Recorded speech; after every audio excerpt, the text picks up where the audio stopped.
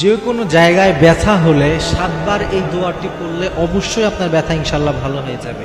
এটা একবারে পরীক্ষিত আমল, আমরা নিজেরাও এই আমল করি। আমাদের অনেক সময় কারো পেট ব্যথা, মাথা ব্যথা, বিশেষ করে মাথায় অনেক সময় মানুষের অনেক কিন্তু ব্যথা করে বা পেট ব্যথা করে বা যে শরীরে যেই জায়গায় হোক যখন ব্যথা করবে আপনি আমলটি করবেন। আমরা নিজেরাই আমল করেছি এবং আমরা নিজেরাও ফায়দা পাই, আমাদের বাসাতেও এই আমল জারি আছে এবং এটা 100% ইনশাআল্লাহ তাআলা আল্লাহ এই আমলটা করলে কার্যকারী আপনি একটা ফলাফল পাবেন। তো যখন কোথাও ব্যথা হবে, কথার কথা আপনার মাথা ব্যথা করছে, তখন আপনি পড়বেন আগে 3 বার দুরূদ শরীফ পড়বেন, এরপরে এই দোয়া পড়বেন, এরপরে আবার 3 বার দুরূদ শরীফ পড়বেন এবং যতক্ষণ ব্যথা ভালো না হয় আপনি এটা কন্টিনিউ করবেন, দেখবেন কিছুক্ষণের মধ্যে ইনশাআল্লাহ ব্যথা কমে যাবে। তো দোয়াটি হচ্ছে আউযু বিইজ্জাতিল্লাহি ওয়া কুদরতিহি মিন শাররি মা আজিদু ওয়া উহাদিরু। এই দোয়াটি করবেন যখন আপনার নিজের জন্য হবে।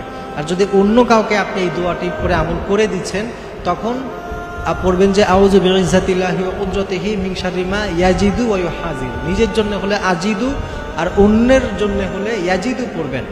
এইটুকু আমল আপনি করবেন এবং চেষ্টা করবেন যে যেইখানে ব্যথা আছে আপনি ওই জায়গায় হাত দিবেন, ওইখানে হাত দিয়ে এই আগে পিছে 3 বার করে দুরূদ পড়ে এই আমলটা নিয়মিত করতে থাকবেন, দেখবেন 100% ইনশাআল্লাহ তাআলা আপনারা ফলাফল পাবেন। এবং আমরা নিজেরাও এটা করি, আমরা যাদেরকেই বলেছি সবাই করেছে, সকলে কিন্তু এই ফলাফলটা পেয়েছে। আল্লাহ তাআলা সব রকমের এই ব্যথা বেদনা থেকে, অসুস্থতা থেকে আমাদেরকে হেফাজত করেন।